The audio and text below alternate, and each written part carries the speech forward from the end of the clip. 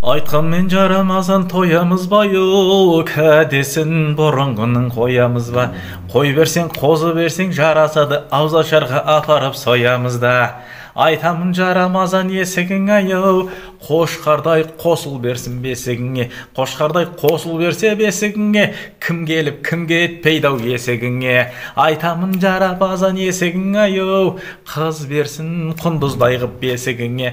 Қыз берсе құндыздай ғып бесігіңе, береді Алла бірге несібінде. Айтамын жарапазан ауылың аю, мызғымас бірлік берсін қауымыңа. Мызғымас бірлік берсе қауымыңа, бас емес кімдер келіп ауылыңа. Пайғамбардың мінгені есек дейді аю, қолында жұдырықтай кесек дейді.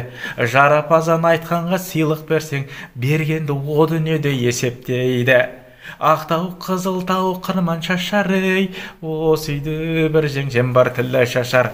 Теңгеңді шашпай төкпей кәспиге сал, артында қу жолдастар Аллаға шар. Ақтау қызыл тау қырман шашар ей, осы үйде бір ағам бар тілі шашар. Тіліңді шашпай төкпей кәспиге сал, артымда қу жолдастар Аллаға шар дейді.